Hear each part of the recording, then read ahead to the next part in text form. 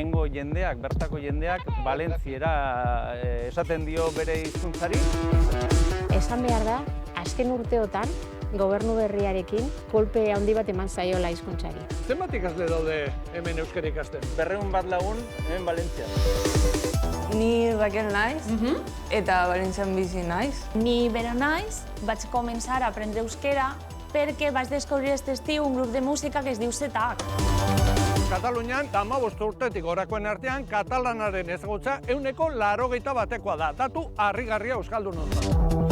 Bai, dakitenak bai, baina erabiltzen duenak 25%. Dendetan tabernetan, kalean, borroka bat da katalanez hitz egitea.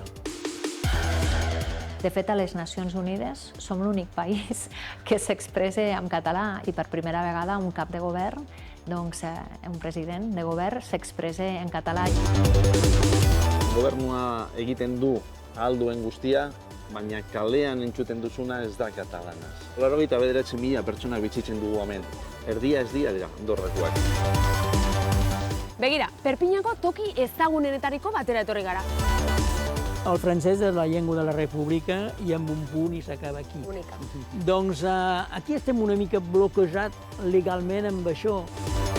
Hortaz, herrialde katalanak da pixka archipielago bat. Ni bete dut Euskal Herria da enborra handi bat eta dena kompaktatua. Eta herrialde katalanak irlak eta azpitik konektatuak. Anem cap allà, sempre endavant!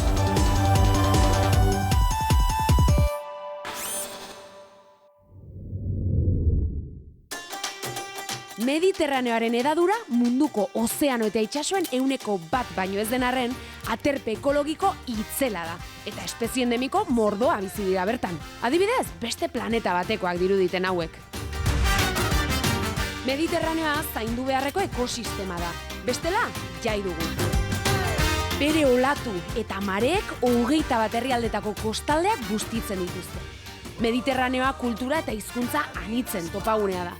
Eta bertatik, egiptoarrak, feniziarrak, grekoak, kartagotarrak eta erromatarrak igaro dira besteak beste. Euskal Herriko euri-uren kopuru handi batek Mediterraneoan amaitzen du. Gure herria zeharkatzen duen Ebro ibaiaren ubidea jarraituz. Eta ur hori katalanez hitz egiten duen lurraldearen erdian itsasoratzen da. Herrialde katalanetan. Jo vull anar a la platja amb tu i fer l'amor després dinar amb plats bruts, tardeo de mojito. Bon dia, Izaro! Bon dia, Kike. Paraje ederrera etorri gara, Mediterraneora. Bai, hoixe. Baldakizu Josep Pla idazle katalanak nola definitzen zuen bere herria? Ez? Ea, bota. Nire herria da, bon dia esaterakoan, bon dia erantzuten diaten eremua. Egia. Gainera, euskaldunontzat herrialde katalanak eta Katalunia bereziki eredu eta inspirazio izan dira arlo askotan, baita hizkuntzarenean ere. Bai, egoerak eta errealitateak oso desberdinak izan arren, antzekotasunak ere handiak dira esate baterako gure hizkuntzen aldeko grina. Ea, baina hasi aurretik oinarrizko informazio batzuk. Katalana 4 estatutan hitz egiten da. Espainian, Frantzian, Andorran eta Italian. Eta Espainiar estatuan 5 autonomia erkidegotan. Katalunian, Valentzian, Balearetan, Murtziako Alkarxen eta Aragoiko La Franja de Punen edo Sartaldeko Zerrendan. Lurralde zabal horretan, katalanez hitz egiten dutenak 72 inguru dira. Hau da, 10 milioi hiztun aldeak handiak izan arren eremutik eremura. Esate baterako aipatu berri duzun Murtziako Elkarxen, 500 bat biztanle daude eta gehienek Valentziararen aldaera bat hitz egiten dute, naiz eta bertan ofiziala ez izan. Tira, Kike, has dezagun bidaia herrialde katalanetan barna. Valentziatik hasi eta Perpiñanera arte. Bartzelonatik eta Andorratik pasatu. 600 kilometro baino gehiago ditugu aurretik. Beraz, Izaro, anem cap allà, sempre endavant. Si això s'acaba tindré el cor trencat. Tirant barres del tirant a una barraca xusquera, planificant la reconquesta de Castellà, posant cinema valencià va torturar a la penya, així els franctiradors van sense respectem la llengua. Valentziaren erdigunean gaude. Eta erkidego honetan 2 milioi biztanle inguru valentzieradunak dira. Gaztelerarekin batera hizkuntz ofiziala den arren, Nafarroan gertatzen den bezala zonaldetan banatuta dago. Zonalde valentzieraduna eta ez valentzieraduna. Hori da, lehenengoan hitz egiten dakitenak 156 dira. Bigarrengoan berriz 124. Azken urte hauetan gainera, bertako gobernuak hainbat hizkuntza lege eta araudi aldatu ditu eta ez onerako. eta Valentziera katalana den ala ez den eztabaidak ere hor dirau. Ea ba, ikus dezagun zer kontatzen diguten.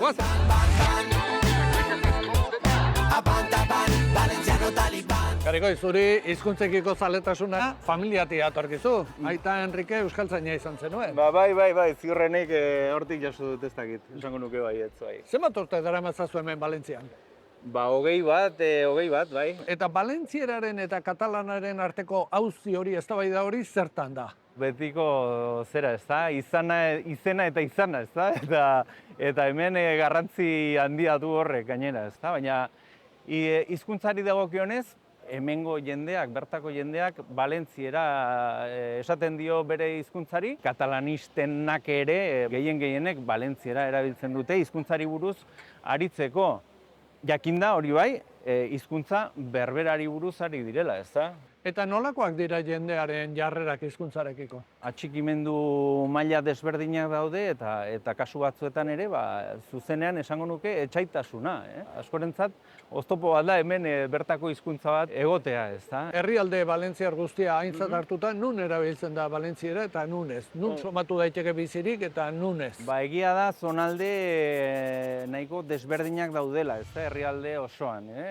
Iparraldetik hasita, ez da, Kataluniarekin mugakide diren eskualdeetan edo, Castello inguruan eta horre bizi-bizirik dago hizkuntza, ez da? Hegoalderago, hemen Valentzia hirian hor gaude, ez da? Hor dago oraindik borroka, ez da? Beti izan da oso hiri Valentziera dura, ez da? Nola ez, baina noski, azken hamarkada, baina behera egin du, indar hartu du gaztelaniak, hori Valentzia hirian, baina Valentziatik irten eta inguruko herrietan normalean bizi-bizirik jarraitzen du hizkuntzak, ez da? Eta gero hegoalderago, hor dugu Alakant hiriburua beti izan da oso Valentziera duna, eta gaur egun hor dago bizirik irauteko borrokan. Baina, gauza bera, Alakant hiriburutik irten, eta hor inguruko herri gehienak gehienetan oso bizi-bizirik dago hizkuntza, ezta? Eta burura etortzen zaita adibidez Alkoi. 50.000, 60.000 biztanle ingurukoa eta arnasgune garrantzitsua hegoaldean, ezta? Gariko, izuko 20 urte daramatzazu hemen eta hizkuntzak zer egin du, hobera ala okerrera? Esango nuke edo pentsatu nahi dut hobera egin duela, ezta? Alde batetik hizkuntzaren aldeko gobernu bat izan du, ezta? Oraintsu arte, eta horrek behar da lagundu du bertako hizkuntzaren presentzia publikoa hobetzen, areagotzen, duintasuna ematen eta merezi duen garrantzia ematen. Orain jakina kontrako bidean ari dira agintariak, ezta? Baina bai, pentsatu nahi dut aurrera doala. Zatoz, gauza bat erakutsi behar dizut eta. Ea ba. Hi ha un banquet incendiari muntat al teu cos, capital mundial de la fam i el caliu, yeah! Oktubre. Eta hau zer da, ba? Garikoi? Begira, hau da, Valentzia hiriaren erdi-erdian templu bat, Valentziar kulturaren templu bat, nolabait. 2006an okerrezpanago hau ireki zen, erakusketak egiten dira, badira areto txiki batzu kontzertuak eta egiteko, Valentziera eskolak ematen dira, hemen goian, liburu aurkezpenak, denetarik, ez da. Eta honok plantolatu du? Hau, Akzio Kultural del País Valencia erakundeak, ez da. Valentzieraren eta Valentziar kulturaren aldeko ziuraski eskola valentzianarekin batera erakunde garrantzitsuenetariko bat, ezta? Baina guazen udaletxera orain, bai? Guazen.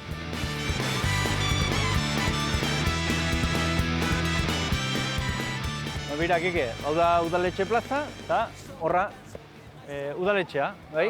Valentziako udaletxea. Hori da, bai. Eta valentzierarik entzuten alda hor barruan? Ziur aski nahiko genukena, baina gutxiago, bai. Izan ere, valentzieraren gaia, hizkuntzaren gaia, eztabaida politikoaren erdigunean dago gaur egun ere? Bai, zoritxarrez bai. Nik esango nuke eztabaida asko gaindituta zeudela, eta gaur egungo gobernuak berpiztu nahi izan ditu, ezta? Adibidez, hedabide publikoak beti izan dira, bai telebista eta bai irratia, oinarrizko hizkuntza izan da Valentziera, ezta? Eta orain ikusten ari gara nola indarrez ari diren gaztelania gero eta gehiago sartzen, ezta? Eta hizkuntza mailan? Lege bat atera zuten familiei aukerarazteko ea ze hizkuntza nahi zuten seme-alabentzat eskola bakoitzean. Ziur aski, ezkutuko helburua edo ezain ezkutukoa zen eskola gehiagotan gaztelania indartzea, ezta? Kontua da, azkenean bozketan esan daiteke Valentzirak gutxi bati bada ere irabazi zuela, ezta? Eta ziur aski hori ez zuten espero. Orduan, horrek nolabaiteko itxaropena ematen digu, ezta? Garikoi, zu euskara irakasle ere izan zara hemen? Bai. Zenbat ikasle daude hemen euskara ikasten? Begira, jende asko harritzen da, baina 200 bat lagun euskara ikasten hemen Valentzian. Ederra, uste dut izaro, horietako batzuekin dagoela. Bai. Apa, Irati. Kaixo. Valentziako Laura bat euskaletxea. Eta zu bertan, euskara irakaslea? Bai, ben eskintzen dira ekitaldi kulturalak eta euskara klaseak ere eskintzen ditugu. Eta zenbat ikasle biltzen dira hemen euskara ikasteko? 60-70 inguru baditugu. Oraintxe bertan ekimenik edo bada zerbait, barruan? Orain klasean gaude, aurten hasi direnekin. Aiba, jo, gustora galdetuko neke zer dela eta hasi diren euskara ikasten. Bai. Nira izero hauek dira lehenengo mailako ikasleak. Kaixo, atxaldeon. Zuek valentziarrak zarete? Ki ez de Valentzia? Ia denok. Zergaiti zaudete hemen zuek euskara ikasten? Ni Raquel naiz, eta Valentzian bizi naiz. I estic aprenent euskar perquè m'agraden moltes idiomes i també perquè la família materna de la meva parella és de Donosti. Eta zuk adibidez? Ni bera naiz, Gandiakoa naiz eta Soianan bizi naiz. Vaig començar a aprendre euskera perquè vaig descobrir aquest estiu un grup de música que es diu Setac. Vaig anar a un concert i em va flipar. Em va flipar absolutament. I des d'aleshores em vaig obsessionar amb entendre les lletres de les seues cançons. Musika aipatu duzu, motivazio bezala. Bada beste inor euskara ikasten ari dena musikagatik? Euskal taldeak? Bai. Aiba, kontatu iguzu.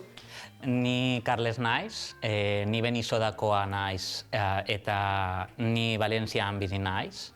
També aprenc euskera, entre altres motius, la música Setac també em va fer petar el cap quan el vaig escoltar per primera vegada, però també Gorka Urbizu, quan era més jovenet, Berri Charrac i resta de grups. També soc profe de valencià en un institut, llavors sensibilitat cap a les llengües i les llengües més menudes. Si jo vull que aprenguen la meua, no, per què no aprendre euskera? Pense que puc trobar treball abans a Donosti que a Londres, amb la qual cosa l'euskera m'és més útil com a ciutadà de l'estat espanyol que l'anglès. Llavors, per què no?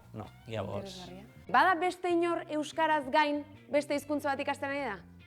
Zuk euskaraz gain beste hizkuntza bat ikasten duzu? Bai, ni liburuzaina naiz.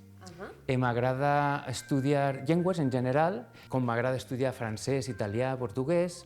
Comenci i estic ara una altra volta en rus, en euskera. Badago norbait motivazio zertxobait ezberdina duena? Ni. A ber, Bai. konta iguzu. Ni hirurogeita sei urte ditut.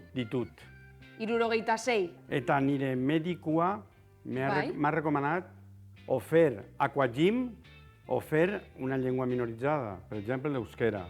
Rezetatu dizu medikoak Y me euskerako gusta klasea. mucho Mikel, y me agrada molt Mikel Laboa. Jo, ánimo. Sí. Eta zuk Ya sí que adibidez, vale. galdetu dugu ea nortzen Valentziakoa.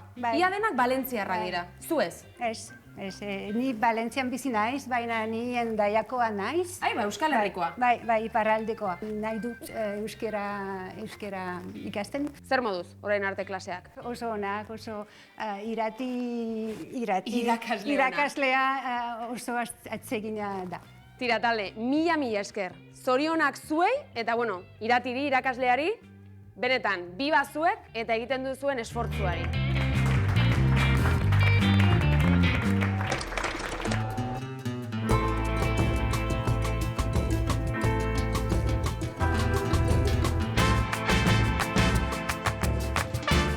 Valentziatik gatoz, baina orain Masalfasarera abiatu behar gara. Bai, nik uste dut hemendik itxoin, Kike, lasai. Honekin, seguro ez garela galduko. Ez dakit ba. Honen arabera, 200 metro aurrera eta gero ezkerrera. Bai, honen arabera ere bai. Ea, ez garen galtzen. Prefereixo dir-li adeu. La vaig conèixer a dins un bar i la beguda em va fer al puto cap i m'ha deixat tot ben tocat. Per als seus llavis cravaria tot el mar. La vaig conèixer a dins un bar i la beguda m'ha fet... Gemas, Ja.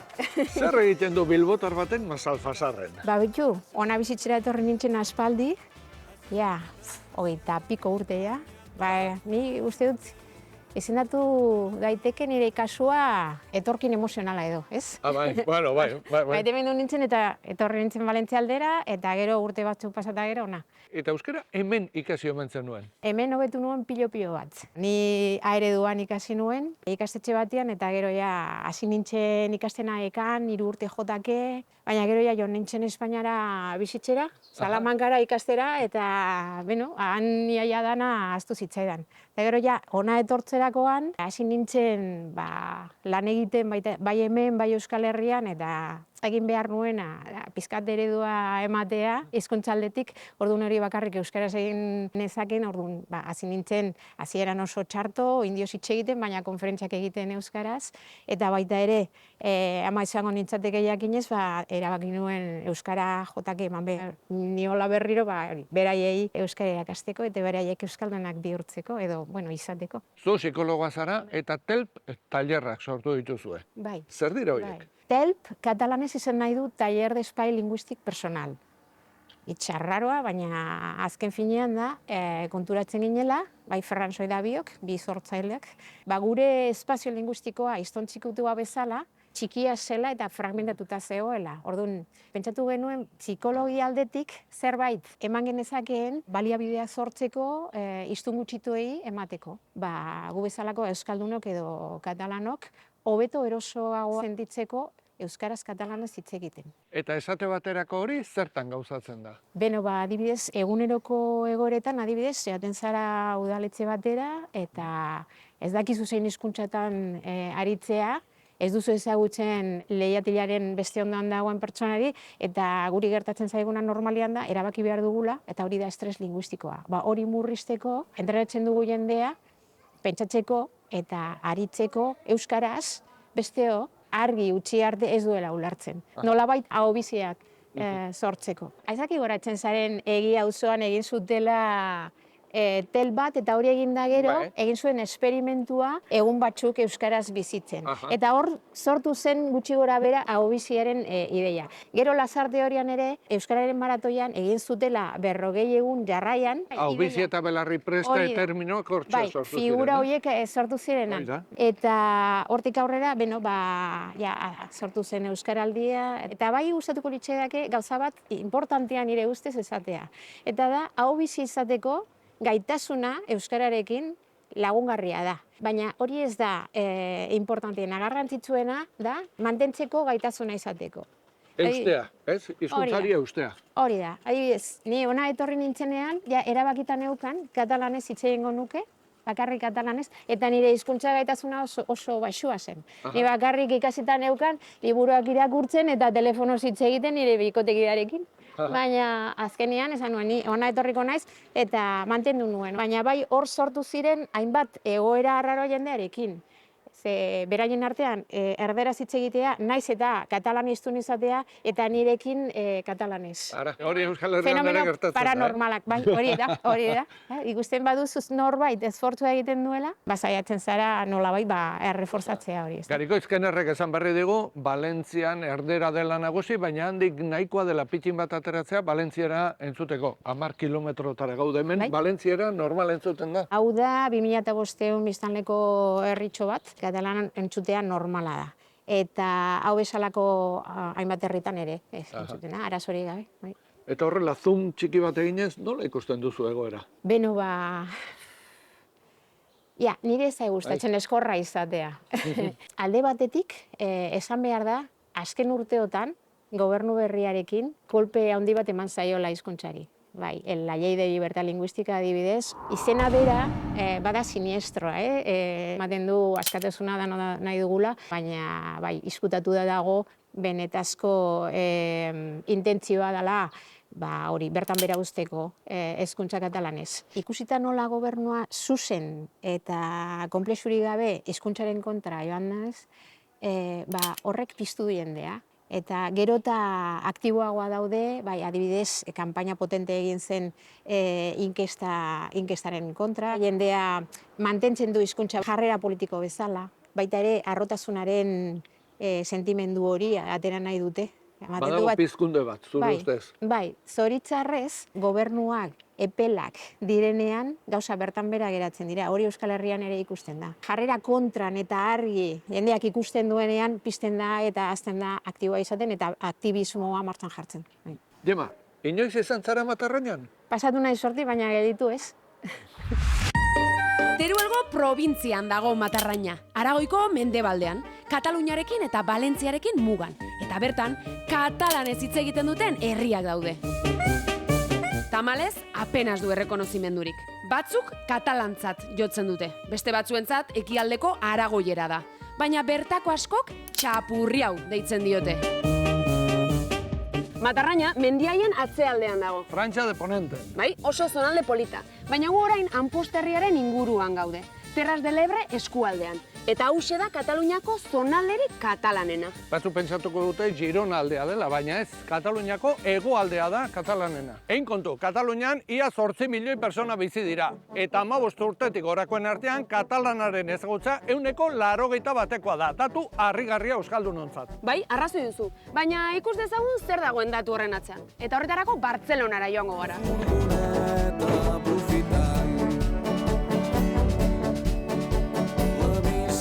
Privilegiada d'una ciutat. Tu assenyales l'absis romànic d'una catedral i sou joves i forts i sentiu l'eternitat al vostre davant. Ferriol, bon dia. Bon dia. Adixats. Adixats. Tira, gaur zurekin elkartu gara hemen Bartzelonan, katalanaren egoeraren inguruan hitz egiteko.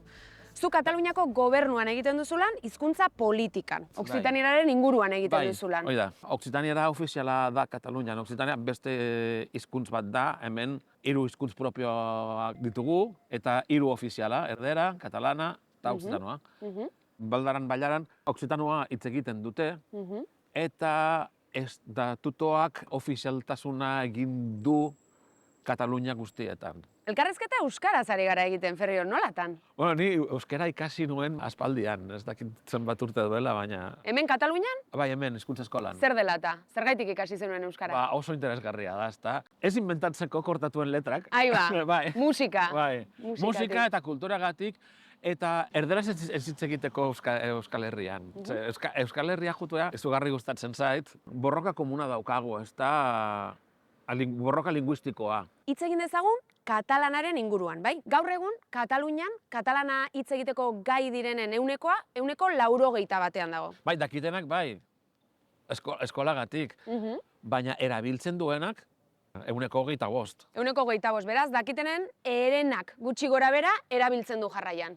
Bai. Zure ustez, zerk eragin du katalanaren erabileraren beraka dau? Subjektiboki, bai, zure iritzi. ni sumatzen dut, erreferendum eta gero, kanpaina bat hizkuntzaren kontra izan da. Adibidez, inmersio linguistikoa eskoletan moztu dira, immigrazioa aldatzen ari da, eta gainera katalanofobia kanpaina handi bat dago sozialtzaretan. Eta Ferriol, aipatzen duzun katalanaren atzerakada hori, beste nonbait somatzen duzu? Bai, nire egun negroko bizitzan izugarri kostatzen zait katalanez mantentzeko, dendetan tabernetan kalean izugarri kostatzen zait. Borroka bat da katalanez hitz egitea. Hala ere, pentsatu nahi dut, Ferriol, katalanaren aldeko mugimenduak ere badirela. Bai, jango ikur esker, erresistentzia bat dago. Kanpaina bat da, mantinga el català, katalanez elkarrizketak hasteko eta jarraitzeko, eta noizean behin konfliktuak agertzen dira. Normala da, ez? Gatazka linguistiko bat sortzen da. Baina kanpaina hori oso ondo funtzionatzen da. Eta Ferriol, gazteen inguruan galdetu nahi nizun. Zein izan da gazteen artean katalanaren bilakaera? Edo gaur egun zein da egoera? Depende. Bartzelonan, adibidez, inguruko auzoetan galtzen ari da. Beste leku batzuetan ez da galtzen hainbeste, baina galtzen ari da ere bai. Ba begira, Ferriol, gu Graziara joan gara eta gazteekin hitz egin dugu katalanaren egoeraren inguruan. Bai, jakin nahi duzu zer esan diguten? Bueno, Grazia... Ikus dezagun. que jo sé que he nascut per ser milionària. Com si ploguessin sant els bitllets pels aires. Doncs la primera pregunta és, on ets? De Barcelona. De Barcelona ciutat. Sí. De Barcelona. Montornès. Montornès. I jo també d'un poble, també del Vallès Oriental, però és Santa Maria Plau Tordera. Soc de Barcelona. Sí, de Barcelona. Tu ets d'aquí, de Barcelona? Sí, sí. D'aquest barri o d'un altre barri? No, más para abajo, Glorias. Bueno, d'un poble, però ara estic vivint aquí. Soc del barri de Gràcia. Sí, de tota la vida. De tota la vida de Gràcia. Sí. I en el dia a dia utilitzes el català? Sí, jo parlo bastant català. Amb els amics o... Sí, a l'escola, família, amics, sí. Doncs dintre el meu voltant, família i amics, sempre català. Jo al meu dia a dia sí, amb la meva família, amb els meus amics, em veia també. Jo no. La meva família no és d'aquí a Barcelona i parlem castellà, però amb els meus amics i a l'escola i això sí. Parlo en català sempre. No mucho, la verdad. No? No. Bueno, a veure, pel meu voltant sempre tothom parla bastant en català, però sempre tenim algun amic que parla en castellà i normalment pues, la gent amb ells parla castellà i tal. No, muy poco. Molt poc. Muy poco. Todo castellano, sí. Vale. Estoy en español porque hay como mucha gente de fuera ahora y se mezcla, porque no lo entienden ellos tampoco. Sí, amb les amistats, amb el gos. Amb el gos? Parlo català, a casa parlo català. Sí, menys a la feina, que potser parlem una mica més castellà, però en general parlem català. El dia a dia, a l'espanyol més, perquè, no sé, se'm fa més còmode a l'hora d'expressar-me. Nosaltres, al nostre entorn, som del mateix grup d'amics i tot, i sí que el parlem molt, o sigui, és l'únic que parlem en general, però sí que potser entre tots els joves, veient com diferents grups i tal, de vegades sí que es parla més el castellà. Com sents la realitat del català entre els joves? O sigui, tu, en el teu cas, ho utilitzes. Sí, dins del meu entorn es parla bastant català i els meus amics també. Sí que és veritat que fora, en el carrer, et trobes bastant castellà, en els negocis també. Fins i tot la meva família, exclusivament català, excepte, això sí, a la feina, que hi ha un ambient més internacional. Bueno, jo personalment crec que aquí a Barcelona no es parla tant en català. Perquè la més veritat que hi ha gent de fora. Als pobles, probablement la gent sí del poble, pròpiament, però a Barcelona hi ha més gent de fora, llavors el català tampoc s'estila tant. Tots els meus amics són bastant d'aquí, bueno, a l'esplai, al col·le. La meva colla sempre són tots que hem viscut aquí sempre i sempre parlem en català nosaltres, però estic convençut que molta gent parla en castellà entre ells y tal. Aquí en Gracia sí que hay más catalán que español, es más gente de aquí, pero si te vas más para abajo, pues es como más gente de otros países, pues van a hablar en castellano. En els pobles sí que es parla més català, amb les meves amigues i tot parlem català. Que rotllo, quan coneixes algú parlant un idioma, en una llengua, et costa molt canviar-la. Llavors, ella i jo ens vam conèixer a l'escola i a l'escola parlem en català. Llavors ens va quedar, llavors amb la gent, com normalment la gent de la meva edat o els meus amics els conec a l'escola i parlo català, doncs se m'acaba quedant. Exacte. Bueno, graziada. Zer impresio? Graziada. Arritu zaituen zerbait? Osea, Euskal Herrian eskatu Hernanin edo Donostian. Tira, beraiek ere esan dute, ez? Bai. Beraiek ere ohartzen dira, Graziako egoera ezberdina dela eta gainontzeko auzoetan ezberdina dela. Horrela da. Eta Ferriol, zuk Euskal Herria ongi ezagutzen duzu. Gutxi gora bera. Bai, non ikusten gaituzu euskaldunok indartsu eta non, ahul? Nik ez dut ahulik ikusten. Europako hizkuntza gutxitu bakarra da, hiztunak irabazten duena. Badira komunean ditugun erronkak, Ferriol? Bai, naiz eta gure kulturak desberdinak diren, elebakartasuna inposatu nahi digutenak berdinak dira. Eta Ferriol, aipatu dugun testuinguru guztionetan, hiztunok zer egin dezakegu? Beti hasi elkarrizketak gure hizkuntzez, gure eskubideak eskatu, beti, gure hizkuntza familiarena izan dadila eta euskeraz edo katalanez produktuak kontsumitu. Hori hiztunoi dagokionez. Eta gobernuek? Ofizialtasuna defenditu, eskubideak aplikatu eta politika linguistikoak indartu. Eskoletan, irratian, telebistan, kaletan. Trikitixa, Bartzelona? Hori da Carles, ziur. Zer nago da Nor da Carles? Aspaldiko lagun bat. Ezagutu nahi aldez? Bai. Carles, honetz? Txikerekin, Grazian, Bartzelonan. Flipatzen ari da. Eskualduna zain, nienekin. Urrengoan, euskerantz egingo dugu, ezta, elkarrekin? Ikusiko dugu, tranquil. Kike, trikitixa entzunda, banekien etzinela urruti biliko. Eta artista handi batekin gainera. Tira, segi zuek izketan, gu Bartzelonan bueltaxka bat ematera goaz. Guazen. Ondo ibili. Venga, Andreu. Carles, haizu, triki-trixia Barcelona, nola liteke hori? Hoi, beira, nola esplikatzeko. Bueno, soinu txikia, da? Munduan zehar zabaldu zen bere garaian, eta Euskal Herrian gelditu zen eta hartu zuen izen hori, trikitixa, baina leku haunitzetan bada, herrialde katalanan baita ere. Bueno, musikaria zaitugu, hemen Kataluniako musikarien artean oso ezaguna, nola ikusten duzu egoera hemen? Aski ongi, denetarik bai dugu, klasikan, jazzen, musika herrikoian, musika urbanetan, musika unita ezberdina, interesgarria, baina gero jakin behar da, ea merkatua baden edo ez. Zertaz, herrialde katalanak da pixkat artxipielago bat. Ni beti dut Eskola Herria da, enborra handi bat eta dena kompaktatua. Eta herrialde katalanak zuek ikusi duzuen bezala da irlak, eta azpitik konektatuak. Eta batzutan, gure herria konpretzeko guk ere zaila da, ez da errex. Eta gazteen artean ikusten duzu, badagoela katalan musikarekiko atxikimendurik? Bai, haunitz. Adibidez, badiet talde bat, ez dakit, Figa Flowers, Tiets.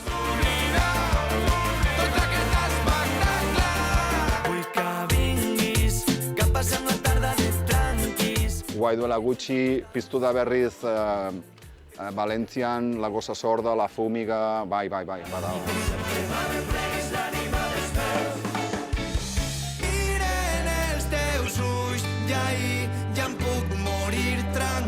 Zuek esate baterako, herrialde katalan guztietan mugitzen zarete? Bai. Hau da nire eremu naturala, hizkuntza, herria. Eta nolakoa da musikari katalanen eta euskaldunen arteko harremana? Izan dira piko batzuk, hoi bai, gailur batzuk, hoi duela 7-8 urte erreferendumekin izan zen loturak politikoki eta horren ondotik kulturalki, baina aspalditik izan da. Gastronomian, musikan, literaturan. Baina iruditzen zaizu katalan musika nahikoa ezagutzen dela Euskal Herrian edo Katalunian euskal musika? Nire uste aldatzen ari, oai modan damen zetak. Bere gara izan zen nire gorriak, ez da hori errateko. Baina Luis Llach edo Raimon ezagunak die, eskolariak, hori izan die obrin pas. Nire ustez, bada, harremana eta, ez da beti berdina, baina bada. Eta zaintzen da. Bateren bat segurazki galdetzen ari da, eta Carlesek non ikasi da euskara? Etxean, Zugarramurdiko eta Xaretako ostatutan, hoi bai. Eta bestetan, hoi bai. Arat nintzen bizitzeratu duela 21 urte, eta han ikasi, non? Oroitzen duzu zein izan zen zure lehen esaldia? Ez, bate. Bate? Bestetan zen. Bate. Eta orain zuzen musika eskaintzatan zabiltza, zen musika taldetan? Pixkat denetaik. Normalki musika herrikoian, hoi bai, da nire eremua naturala. Guai fetusekin naiz, da kataluniar pogues, bezala.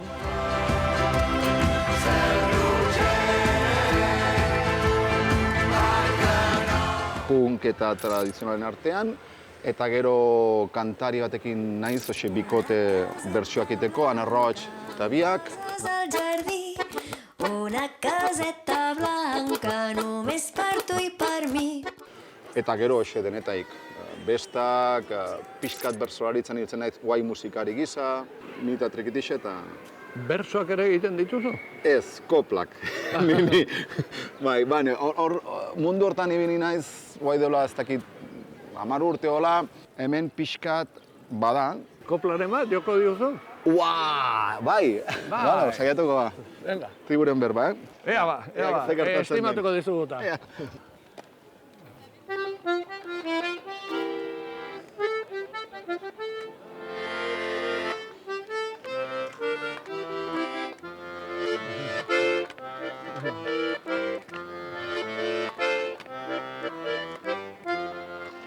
Ja ha arribat els bascos, mai més no hi creixerà l'herba.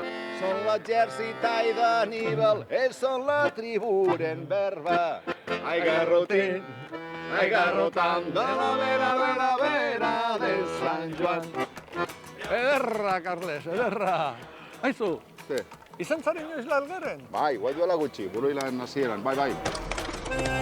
La Alger, Sardinia uhartean dagoen hiria da. 1354an Pedro Laugarrena Aragoikoak hiria konkistatu zuen eta Katalan jatorriko kolonoak bidali zituen bertara. Gaur egungo 52.000 biztanleen gehiengoak ulertzen duen arren, transmisioa 100%koa da bakarrik.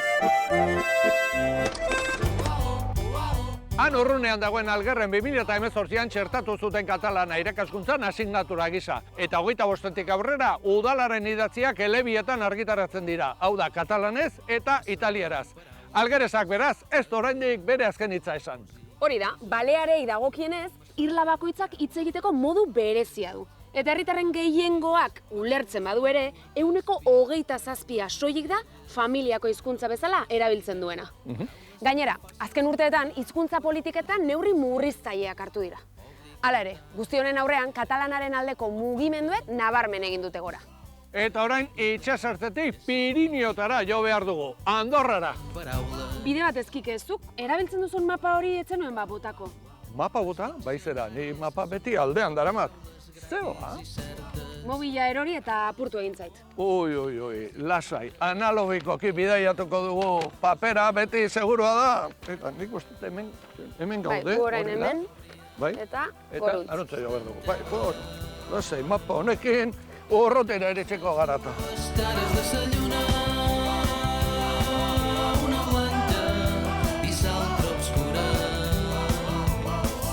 Me sobren paraules, però no tens res a dir.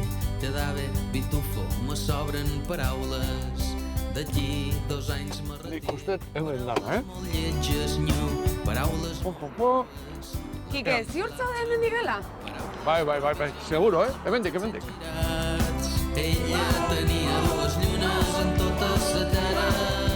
Aizu, Kike, arrazoi zenuen. Orientazioa duzizuk, GPS-a. Azte parajeak, Ikeragarriak. Andorrako kale, mendi eta parajetan ere katalana hitz egiten da. Eta 1.000 biztanle baino gutxiago badira ere, jakin izan dute mundura zabaltzen. Izan ere, Andorra estatu burujabea da, eta bertan katalana da hizkuntza ofizial bakarra.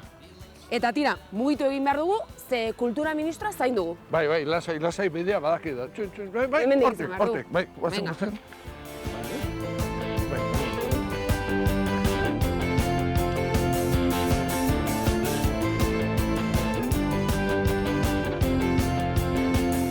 Ministra anderea, 1000 esker elkarrizketa hau eskaintzeagatik.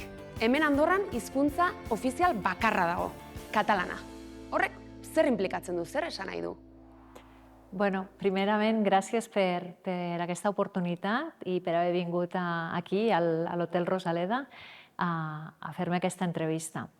Doncs, per Andorra, el català és la nostra única llengua oficial i pròpia.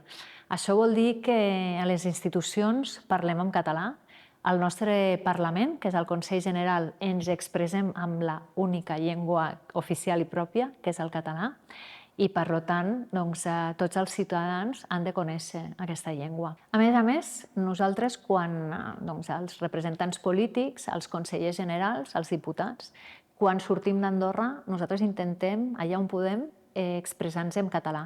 De fet, a les Nacions Unides som l'únic país que s'expressa en català i això va ser a partir de l'any 93, quan Andorra forma part de les Nacions Unides i per primera vegada un cap de govern, un president de govern, s'expressa en català i això s'ha mantingut fins a l'actualitat. Gaur egun zein da katalanaren egoera hemen, Andorran? Les xifres que van sortir de l'enquesta del 2022 no eren dolentes, ja que un 46% dels enquestats deien que la llengua materna era el català i un 60% bastant alt que utilitzaven el català normalment pel seu dia a dia, per la feina, per les gestions. Per tant, les xifres van sortir bastant bé. Sí que hi havia, les xifres eren més negatives en quant al comerç, a l'atenció que podien rebre els clients que anaven a certs comerços d'Andorra i no rebien l'atenció en català. Nosaltres també sabem, som conscients, que la propera enquesta no sortirà tan bé, perquè en aquests darrers anys hi ha hagut un augment considerable de la immigració, de gent que ha vingut a viure a Andorra, i això d'alguna manera també tindrà conseqüències en l'ús de la llengua. Per això el govern d'Andorra ens hem avançat en algunes mesures. La principal, la que ha transcendit més fora de les nostres fronteres, és l'obligació que tindran totes aquelles persones que vulguin vindre a viure i a treballar a Andorra, tindran l'obligació de conèixer la llengua. I la renovació del permís de residència i treball estarà subjecte a aquests coneixements de la llengua. Què els hi demanarem? Doncs a partir del 2026 els hi demanarem tindre coneixements del català a nivell del A1. Una altra mesura també important que incorpora aquesta llei és que la competència de la llengua no és només del Govern d'Andorra, del Ministeri de Cultura, ni del Departament de Política Lingüística, com passava fins ara. Aquí la llei implica a totes les altres administracions d'Andorra. És una responsabilitat de tots. Eta neurri hauek zein ondorio izan dituzte? La resposta ha estat positiva. És veritat que a nosaltres, al Ministeri, ens ha suposat triplicar els usuaris dels centres de català i haver de contractar més mestres de català per poder donar resposta a aquestes més de 800 persones que cada curs s'inscriuen a les nostres classes de català. En algunes professions titulades és necessari un B2. Per tant, aquí també els nouvinguts que estan arribant a Andorra des de fa anys a establir-se en professions liberals també han d'aprendre la llengua i se'ls exigeix un nivell superior. Jakina da, Andorra oso toki turistikoa dela. Euskaldunak ere etortzen dira tarteka oporretan. Nola kudeatzen da inpaktu linguistiko hori? Andorra és un país turístic, convivim amb moltes llengües. Els nostres estudiants també estudien, tenen la sort de poder estudiar també en diverses llengües i volem continuar convivint amb diverses llengües. I això no ha de ser un perjudici perquè el català també pugui sentir-se, escoltar-se a Andorra i puguem garantir, que aquest és l'objectiu també de la llei que hem aprovat, que garantim l'atenció en català. Molta gent de la que ve a treballar per la temporada i tampoc els hi podem exigir que coneguin la llengua per 3 mesos, però sí que coneguin unes paraules mínimes segons l'ofici en el que estiguin treballant, que puguin entendre què és un cafè amb llet o què és un got d'aigua. Dakigun bezala, Andorra, Frantzia eta Espainiar estatuaren artean dago. Honek noski eragina du eta gaztelania eta frantsesa oso presente daude. Esan daiteke Andorra arnasgune bat dela katalanarentzat? Aquest és el repte. Un repte a futur que la llengua social arribi a ser el català, perquè, com dieu, la influència d'Espanya i la influència de França fa que la llengua social dels nostres joves sigui més l'espanyol que no el català. Bonei Anderea, mila esker hemen Andorran katalanaren egoera hobeto ulertzen laguntzeagatik. Moltíssimes gràcies, mila esker. És que a mi m'agrada Andorra, Andorra, Andorra, és que a mi m'agrada Andorra, és un lloc original. Per més botigues que hi hagi, per més tràfic de divises. Koldo, zu gasteiztarra zara? Bai, gasteiztarra. Eta noiztik zaude hemen Andorran? Ontxe, ja pasa egin dute urteak, uste dut ja 30 urte dara magu hemen ja. 30 urte hemen? Bai. Euskara ondo mantendu duzu? Nahi eta hainbeste ez, baina bai. Gustatzen zait behintzatko mantintzea zelan, uste dut politza dela. Eta zu, Gasteizen, etxean ikasi zenuen? Ez, aita eta ama Nafarrozkoa zinen, herri txikitatik, eta ikastolara joan nintzen, ikasi eta posik horrelako oportunitatea izatea. Eta umeak badituzu? Bai, bi. Eta badakite? Badakite. Nik ez dut dena ulertzen dute, edo ia dena, edo behintzat, ondarrokan norbaitek lagunekin juten garinean, zan behar diogu Mikel mesedez lasai hitz egin bestela, nahi eta Iker ez dute zer ulertu egingo, baina ez, bai, mintzatzen dira, eta amarekin katalanaz hitz egiten dute ia, beti, ama zeo zer ulertzea ez badute nahi, euskaraz egiten dute, eta orduan, bueno, ondo mintzatzen gata. Zu hemen selekzionatzailea zara? Bai, orain dela 15 urte daramagu taldea eroaten eta nahiko posik. Eta nola ikusten duzu katalanaen egoera hemen, Andorran? Ez da erreza. Ez da erreza? Bapez, ez da erreza bapez. Gobernua egiten du ahal duen guztia, baina kalean entzuten duzuna ez da katalanaz. Entzuten duzuna gehiena erderaz edo igual Sudamerikoa bada edo Frantziakoa bada, beraiek mintzatzen dute bakoitza bere hizkuntzan. 88 edo 89.000 pertsonak bizitzen dugu hemen. Erdia ez dira Andorrakoak. Erdia kanpokoak dira. Katalanaz igual ez dakite. Eta pertsona horietai esatea, ikasi eta erabili. Ez da ikastea bakarrik. Da, ikastea eta erabiltzea, ez da inerreza, ez da? Urte batzuk lana egingo dutenak amendik, igual bai. Parlas bé el català? No parlo tot bé que m'agradaria, però sí.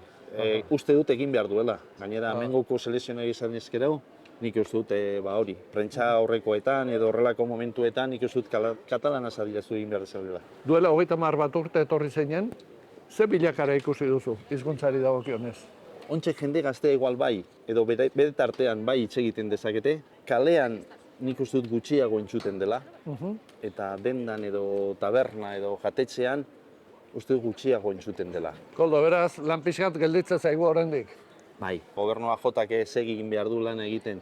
Zerak uste dut, Andorraren txat da, hori, importantea mantentzea, bere hizkuntza, ezta? Guri gustatzen zaigu bezala euskeraz mantintzea eta kanpoan zagozenean horrelazki gaur bezalako momentua eukitzea, ezta? Biontzat, o niretzat behintzat, garrantzitsua dela eta. Ba, hoize bera, Venga, primeran. Especial i badinens esteu morenos. Euskal Herrian gertatzen den bezala, herrialde katalanak ere Pirinioaren bi aldeetara zabaltzen dira. Baina Ipar Katalunian hizkuntzaren egoera Ipar Euskal Herrikoa baino latzagoa da. Izan ere, transmisioaren etena nabarmenagoa izan da. Hemen egunerokoan katalana darabiltenak frantsesarekin batera nagusiki 6% besterik ez dira, eta horien artean gehienak adineko personak. Tira, errealitatea bertatik bertara ezagutzeko Ipar Kataluniako hiriburura joango gara. Guazen! Per fi a baix vam situar-nos a una distància prudencial de les senyores que es bronzejaven i dels cotxes aparcats. Vam estudiar els corrents de l'aire. Begira, Perpiñako toki ezagunenetariko batera etorri gara, Castellet izenekora. Perpiña eta Ipar Katalunia 1649an bilakatu ziren Frantziako lurralde. 1700ean, Luis XIV-ak katalanaren erabilera dokumentu ofizial guztietan debekatu zuen. Harrez geroztik etengabekoak izan dira hizkuntzaren aurkako neurriak eta beroren atzerakada.